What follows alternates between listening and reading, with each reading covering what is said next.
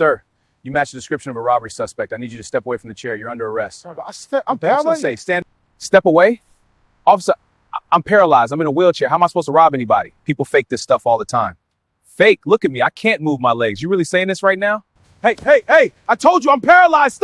Stop resisting. The officer's voice doesn't rise. Not once. That's the first thing anyone watching the footage notices. And it's the thing that stays with them long after the video ends. Officer Daniel Hargrove stands at the edge of a Plano, Texas sidewalk on a warm October afternoon, one hand resting on the roof of his cruiser door, and he speaks to the man in the wheelchair the way you'd speak to a child who doesn't understand why they can't have dessert before dinner. Measured, patient, absolutely certain he is right. Sir, I'm going to need you to step out of the chair. The man in the wheelchair doesn't move. If you're just joining us, welcome. Take a breath. This story is going to take you somewhere important. Stay with it all the way through, because what happens next changes everything. Darius Elliott Barnes, everyone who knows him calls him Elliott, sits with both hands resting open in his lap. He is 42 years old, wearing a clean lavender hoodie, and he is not moving. Not because he's afraid, not because he doesn't understand the instruction, but because the instruction is wrong, and Elliott Barnes has spent his whole adult life understanding the difference. I can't do what you're asking, he says. Hargrove shifts his weight. Sir, this is a routine compliance check. I just need you to... I can't do what you're asking. Same words, same tone. Not louder, not softer. She's just sitting there in the October air like a fact that doesn't need defending. Two neighbors appear on their porches. A woman walking a golden retriever slows down. Nobody says anything. A teenage boy on a bicycle stops pedaling and just coasts, watching. Hargrove takes a step closer. Not a threatening step, not technically. But it closes space in a way that is meant to be felt. And it is. He lowers his voice another notch, the way people do when they want a conversation to feel private, even when it isn't. People misrepresent their situation, sir. I've seen it. All I need is a quick demonstration that you're unable to exit the chair. And we're done here. Elliott looks at him. His face is completely still. I can't do what you're asking. 3 times, the same 8 words. And each time, Hargrove circles back with a new angle.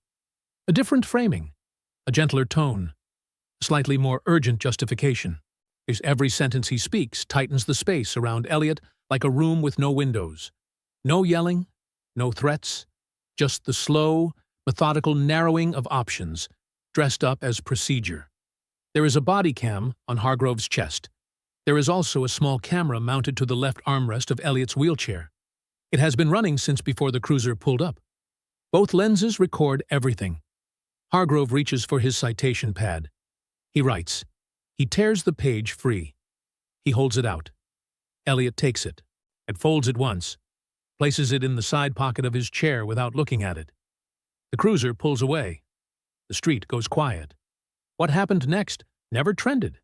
It never made the news. And for a while, it almost disappeared entirely. The wheelchair-mounted camera captures everything in the 3 seconds before Hargrove's cruiser even slows down. Elliott is parked legally on a quiet residential block.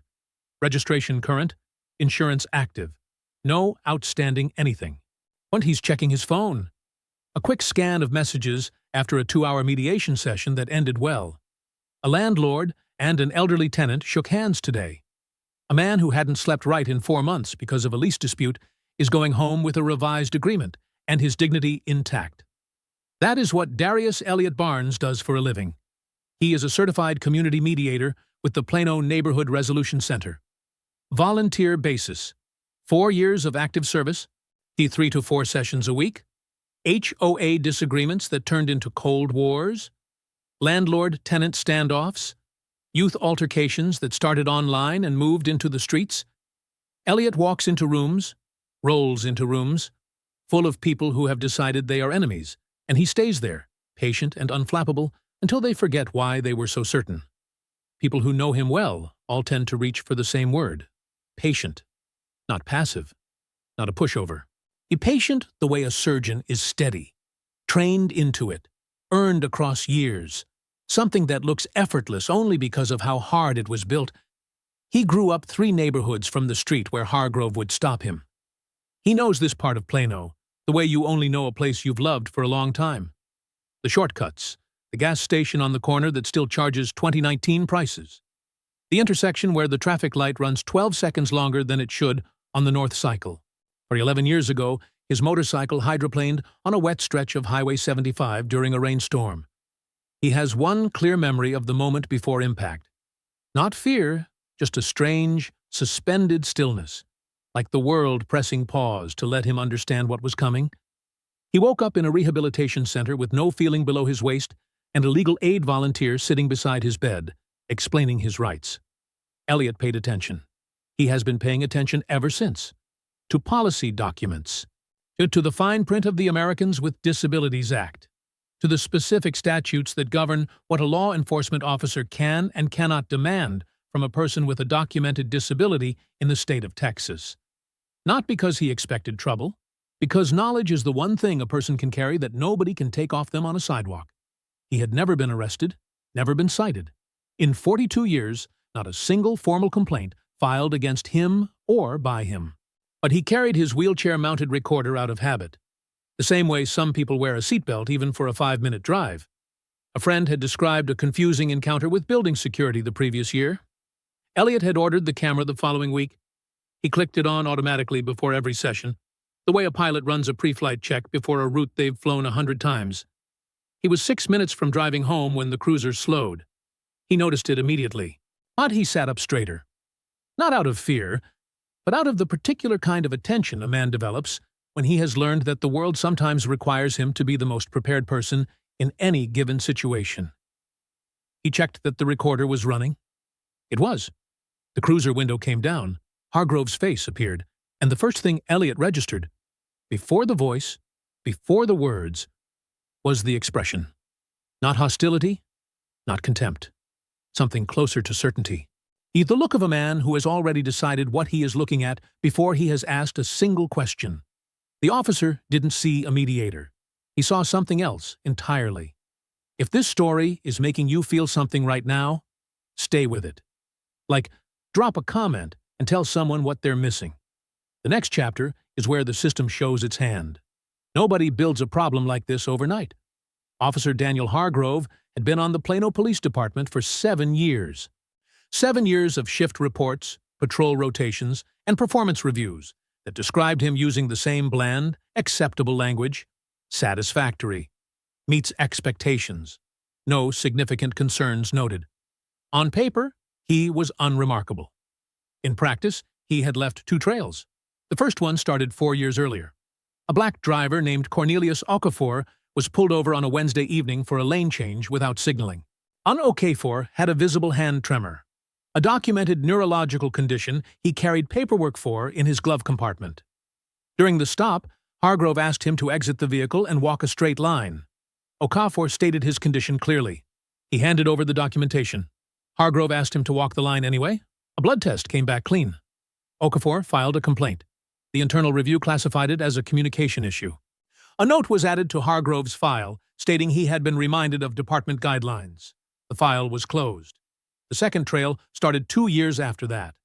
A black contractor named Terrence Abioy was working a renovation job in a residential neighborhood, licensed, bonded, with a signed work order in his truck. Hargrove stopped him while on patrol and detained him for 40 minutes, repeatedly asking him to provide additional verification of his reason for being in the area. Abioy showed the work order, twice. Hargrove asked for more identification, then called in a background check, then waited. Another complaint, another internal review, another classification, communication issue, another note in the file, another closed case. 2 incidents, both involving black men, both centering on requests to verify something the individual had already clearly and legally established. Both resolved by describing the problem as a failure of communication rather than a failure of judgment or policy. Neither complaint triggered additional mandatory training. Neither complaint triggered a referral to the Community Relations Unit. Neither complaint appeared as anything more than a footnote in Hargrove's formal evaluations. This is the part that matters most, and it is the part that gets lost in most conversations about moments like this one. The problem was not only Hargrove. The Plano Police Department had a written policy for disability interaction. It was thorough. It was specific. It outlined, in clear language, the exact conditions under which an officer could request a compliance demonstration from an individual who had disclosed a disability.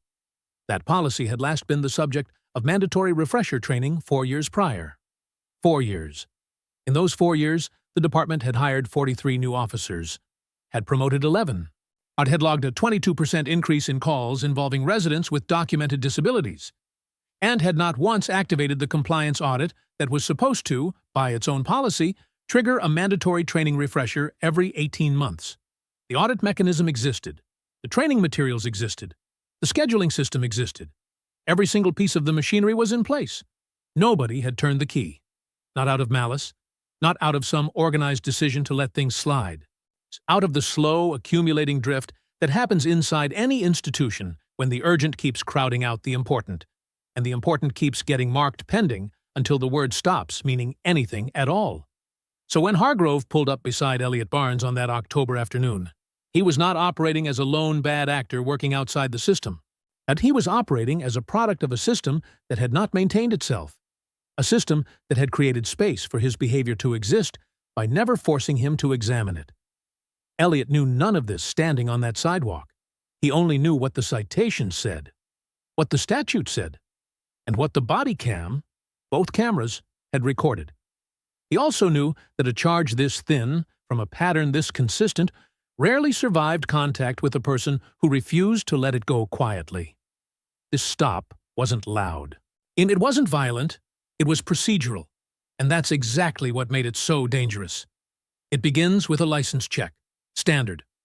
Before Hargrove even asks, Elliot has his registration, insurance card, and ID out and extended through the driver's window. He removes the variables the way a chess player removes threats. Early, deliberately, before the opponent has time to frame them as leverage. Every document is current. Every number checks out. But there is not a single legal problem with this vehicle, this man, or this moment. Hargrove takes the documents, returns them. Sir, I'm going to need you to step out of the vehicle. I use a power-assisted wheelchair. I can speak with you from here. A pause. Hargrove's pen moves on his notepad. Nobody watching the footage can read what he's writing, but the act of writing, the deliberate scratching of pen on paper, is its own kind of signal. It says, I am documenting something. And it says, you are a subject of record. I understand that. I'm asking you to transfer to the curb so I can complete a full vehicle inspection. A vehicle inspection requires articulable cause. What is the cause? A longer pause this time. This is a high-incident area. Routine wellness protocol. Elliot says nothing for one full beat. He looks directly at Hargrove's body cam. Not at Hargrove. At the lens. A long, still second that says more than any sentence could. I'm well. Thank you. Hargrove opens his door. He walks around the front of the cruiser with the unhurried deliberateness of a man who has learned that slow movement communicates authority better than fast movement ever could. He stops 4 feet from the wheelchair, not touching anything, not raising his hands, just occupying the space between Elliot and the rest of the street like a wall that hasn't been named yet. Sir, I need you to demonstrate that you're unable to exit the chair independently. Elliot looks at him. That's not required under state statute. I'm not citing statute. I'm asking for your cooperation. I can't do what you're asking. The neighbors are back. 3 porches now. The woman with the golden retriever has stopped walking entirely. The teenage boy on the bike is still there, feet on the ground, watching. Hargrove glances toward them. His jaw shifts, a small, barely visible movement, like a door testing its hinges. He lowers his voice another degree. People misrepresent things, he says, for sympathy, for parking benefits, for other things. I've seen it. I'm not accusing you of anything, sir. I'm asking for cooperation. The words hang in the air. People misrepresent things. Elliot is quiet for 3 full seconds, and then, without rushing, without any rise in his voice whatsoever, he speaks. Officer, my name is Darius Elliot Barnes. I am a certified community mediator, and I have a session in 42 minutes. I am legally parked. My registration is valid. You have not provided an articulable safety concern that meets the standard required under department policy for a compliance demonstration request. I have stated my non-consent clearly and 3 times. I will not be exiting this chair. He stops. The street is completely silent. Even the leaf blowers somewhere down the block have gone quiet, as if the neighborhood itself is holding its breath. Hargrove holds eye contact for a moment, then he reaches for his citation pad. He writes slowly, tears the page free with one clean motion. Holds it out. Elliot takes it, folds it once, places it in the side pocket of his chair. Thank you, officer. Hargrove walks back to his cruiser without looking back. The engine turns. The car pulls away. The street releases its breath. Elliot sits alone on the sidewalk. He takes out his phone and dials his attorney, Marion Cho, and waits for her to pick up. She answers on the second ring. It would have ended there. A small citation. A forgotten inconvenience. An afternoon that disappeared into paperwork. Marion Cho has been practicing civil rights law in North Texas for 19 years. She has a reputation for 2 things: winning cases that other attorneys describe as long shots and never describing anything as a long shot. She pulls up the citation before Elliot finishes talking. See, failure to comply with a lawful order. She reads it aloud flatly. Texas Penal Code. Subsection requires a documented, articulable safety concern entered into the record at the point of issuance. He didn't document one. The justification field says non-cooperation with standard compliance protocol. That's circular. It's worse than circular, Marion says. He's describing the outcome of the order as the justification for the order that caused the outcome. And he's saying you failed to comply, and the proof is that you failed to comply. She files the formal complaint with the department's Office of Professional Standards within 72 hours. It is thorough. The citation, the wheelchair camera footage, a time-stamped transcript of the interaction, and a 14-page reference document cross-mapping Hargrove's on-camera statements against the department's written disability interaction policy. Line by line, every mismatch flagged. An automated confirmation arrives. Case number assigned. Review window. 15 business days. 15 days pass. Marion files a follow-up. A second email arrives.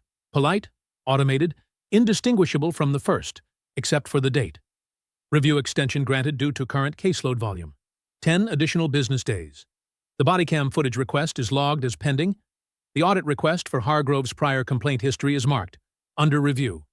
3 weeks become 5. 5 becomes 7. Every follow-up receives a reply. Every reply contains approximately the same sentence rearranged into a slightly different shape. This matter is receiving appropriate attention. It is not receiving appropriate attention. What it is receiving is the particular institutional treatment reserved for complaints that nobody wants to accelerate. The treatment that looks from the outside exactly like process, and from the inside exactly like a slow fade. A complaint system designed to require the complainant to know when and how to escalate, to know what refiling means, to know that a case marked pending is not a case being worked. Most people never figure out the difference. Elliot figures it out in week 4. Marion refiles on day 48. The case enters the formal resolution queue, and then the clock that nobody told them about starts running. A department policy. Complaints not resolved within 60 days of formal refiling are closed automatically unless a supervising officer manually extends the review window. No notification is sent to the complainant, no warning, no prompt. The case simply stops existing as an active file and becomes a number in a closure report that nobody reads until the quarterly audit. An audit that, as previously established, nobody has been activating. On day 58, Elliot doesn't know this. The Marion doesn't know this. The case is 48 hours from automatic permanent closure. And inside a municipal records office 4 blocks from the department's main building, a woman named Patricia Wen is working through a backlog of administrative files on a Wednesday afternoon, moving through cases the way a careful reader moves through a dense paragraph. Not rushing, not skimming, actually reading. She opens Elliot's file. She reads the citation justification text. She goes still. So the case was 48 hours from automatic closure when something small, almost invisible, changed everything. If you've ever felt like the system was designed to outlast you, comment, still watching right now. Because this is the exact moment where most people give up, and most stories end. This one doesn't. Patricia Wen does not read fast. She reads right. That distinction has cost her speed her entire career, and saved her from more errors than she can count. She is 51 years old, 11 years into her role as a senior records clerk at the Plano Municipal Records Office, and she has a reputation among colleagues that splits cleanly down the middle. Half of them think she is the most meticulous person they have ever worked with, and the other half think she is the most inconvenient. Both groups are correct. On this particular Wednesday afternoon in early December, she is working through a backlog of complaint files flagged for administrative closure. Routine work, the kind that fills the quiet hours between the tasks that feel important. She opens Elliot's file as one of 14 scheduled for processing that day. She reads the citation justification field. She stops. Not because anything in the language is inflammatory, not because a single word is obviously illegal, but because Patricia Wen has processed 740 complaint files in her career. She keeps a running count in a notebook she's never shown anyone. And the phrasing in this field feels off in a way she cannot immediately explain but has learned, across 11 years, to take seriously. It is too smooth, too finished. Field notations written at roadside carry a roughness to them. Truncated sentences, abbreviations, the grammar of a person writing under time pressure. This reads like something assembled at a desk. She runs a manual comparison. This is not required. There is no protocol that asks her to do it. It is simply something she does when her instincts tell her to, the same way a careful cook tastes a dish twice when something in the smell doesn't match the recipe. The justification text in Elliot's citation matches, almost word for word, with several strategic alterations. A boilerplate field notation from a traffic stop filed 8 months earlier by a different officer in a different precinct. Close enough to share a source. Different enough to escape an automated similarity check. She sits with this for a long moment. Then she checks the body cam timestamp log, which her administrative clearance gives her read access to. The citation was issued at 2:41 p.m. The body cam footage from that day shows a manual pause at 2:39 p.m. and a reactivation at 2:43 p.m. 4 minutes. The issuance sits directly inside a gap that should not exist. Patricia does not pick up the phone. She does not walk down the hall. She types a short flagging note into the case file, composes a single email to the compliance oversight inbox, 3 lines, marked routine discrepancy review requested, and sends it. Then she closes the file, picks up the next one, and keeps working. She has no way of knowing that her 3-line email just pulled a case back from the edge of permanent closure with less than 48 hours to spare. That email triggered a compliance review the department had not planned, had not scheduled, and was entirely unprepared to conduct. If Patricia Wen had skimmed that file, the way most people would have, this story ends here. Think about that, and share this with someone who needs to hear it. Lieutenant Sandra Reyes reads Patricia's email at 7:43 on a Thursday morning. Standing at her kitchen counter with a cup of coffee she doesn't finish. She has been with the department for 22 years. She is 2 years from retirement, and she has spent most of the last decade managing the administrative machinery of internal oversight. The quiet, the unglamorous work of reading the policy manual carefully and then holding what she finds in it up against what officers actually file. It is not work that earns commendations. It is not work that earns much of anything, except the knowledge that the system is slightly more honest, because she is in it. She pulls Elliot's full file. She pulls the body cam footage and sits with the gap. Then she pulls the traffic stop from 8 months earlier that Patricia's comparison flagged. Now she reads both justification fields side by side on her screen. She drinks the rest of her coffee cold. Then she pulls Hargrove's complete personnel file. She reads it the way she reads everything that matters. Start to finish. No skimming, no assumptions about what she'll find. The 2 prior complaints are there. Cornelius Okafor, the driver with the tremor. Terrence Abioye, the contractor with the work order. Both classified as communication issues. Both closed within the standard window. Both involving black men. Both involving requests to verify something the individual had already legally and clearly established. She reads that pattern 3 times. She reads the department's disability interaction policy, the complete document, not the executive summary, and cross-references it against the body cam transcript from Elliot's stop. Line by line, the policy is clear. An officer may request a compliance demonstration only under two documented conditions. An active, your articulable safety concern logged at the time of the request, or a prior false declaration on record. Hargrove had neither. He had cited neither. He had documented neither. The request he made, demonstrate that you cannot stand, had no lawful basis in the policy as written. Sandra Reyes escalates internally. She does not issue a press statement. She does not call anyone's union representative first. She writes a clean, factual memo and walks it upstairs, personally. At Internal Affairs interviews Hargrove the following week. He is cooperative and calm. He says he was operating under what he describes as standard practice for mobility verifications, a phrase that appears nowhere in any written policy, in any manual, in any training document the department has ever produced. I was ensuring authenticity, he says. People misrepresent. I've seen it. The interviewing officer reads back the relevant policy section, twice, slowly. Hargrove's attorney requests a recess. When the audit of his prior complaints is formally opened, the pattern in writing is harder to look away from than it ever was in conversation. 3 incidents. Similar structure. Similar demographics. Similar language used to close the files. 0 escalation to additional training. 0 referrals. 0 flags. The supervisors who signed off on those closures are interviewed separately. Each one describes the communication issue classification as standard. On neutral. Routine. Sandra Reyes puts her assessment in writing. It was not neutral. It was a classification that pulled incidents out of accountability pathways by labeling them interpersonal. She signs it. She dates it. She submits it. For the first time in this entire case, the department was not reviewing Elliot Barnes. They were being forced to review themselves. The envelope arrives on a Tuesday, or in a standard government mailer with a blue return address stripe and the Collin County seal in the upper left corner. Nothing about it looks significant. It is the kind of envelope that carries bills or renewal notices or information nobody asked for about property tax assessments.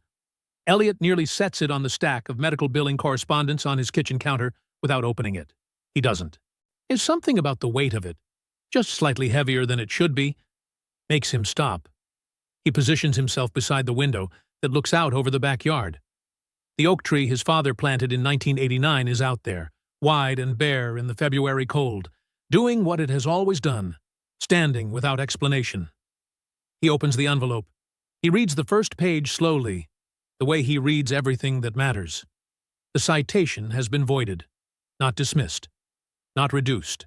Unvoided, with a formal written acknowledgement, in official department language, that the issuance did not satisfy the department's own policy requirements for a lawful compliance demand.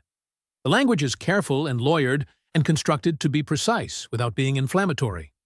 But it says what it says. The citation should never have been written. He reads it again. There is no press conference. There will be no press conference. Officer Daniel Hargrove has received an internal disciplinary action, the specific terms sealed under personnel policy, and has been placed on a mandatory retraining protocol. No officer is walking out of a building in front of cameras. No public apology is being read from a podium. The machinery of accountability has moved the way it almost always moves when it moves at all. Quietly, out of view, leaving almost no surface evidence that it moved at all. To the second page of the letter contains the settlement figure, $17.1 million. Marion Cho spent 3 months building the case that produced that number. The pattern of prior complaints, the policy gap, the boilerplate text, the body cam timestamp, the classification system that had been labeling accountability failures as communication issues for long enough to create a documented record of institutional negligence. And she had put all of it in front of the city's legal team and let it sit there. The city settled. Elliot stands at his window for a long time. The oak tree doesn't move. He thinks about Terrence Abiyoy standing on a sidewalk for 40 minutes with a work order in his hand, waiting for a man with a badge to decide he was allowed to be there. He thinks about Cornelius Okafor, tremor visible, handing over documentation that should have ended the stop, and watching it not end the stop. And he thinks about Patricia Wen, reading a sentence twice on a Wednesday afternoon because something in it didn't feel right. He doesn't celebrate. Victory isn't the right word for what this is. It is more like the specific exhale that comes at the end of a long mediation. Not triumph, not happiness, just the slow release of something that has been held for too long. He turns to the third page. There is an attachment. The settlement number mattered. But the attachment changed everything that came after it. The attachment is 23 pages long. It is titled Revised Disability Interaction Protocol, Plano Police Department, version 4.1, effective January 1st, 2025. It is written in the dry, functional language of institutional policy. No drama, no acknowledgement of what caused it, no names. Elliot reads every word.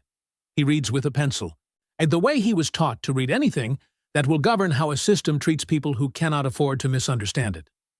Section 1.3 states that an officer may not request a disability compliance demonstration without a documented, articulable safety concern entered into the incident log at the time of the request. Not after, not retroactively, not transferred from a field notebook to a formal file later, at the time, on camera, in writing. Since Section 2.1 requires that any compliance demand involving an individual who has verbally disclosed a disability must be stated on the body cam record with the specific policy basis cited aloud. If the officer cannot name the policy basis on camera, the request is not lawful. In Section 3.4, this is the one Marion Cho will eventually frame and hang in her office, states that any complaint involving a disability disclosure that is classified as a communication issue must be reviewed by a second supervising officer before the file can be closed, and that two such classifications involving the same officer within a 36-month window automatically trigger a mandatory training referral. Automatically. No manual activation required. No human decision to initiate. Since the system does it. Section 4.0 restructures the compliance audit entirely. The 18-month training refresher cycle is no longer manually activated. It runs on an automated schedule. Supervisor certification is required at the completion of every cycle. If a supervisor does not certify completion, the file flags open and stays open until it is addressed. Section 5.2 lowers the independent review threshold, the point at which a complaint is automatically referred to an external oversight body, from 5 incidents to 2, for any complaints sharing demographic and behavioral patterns.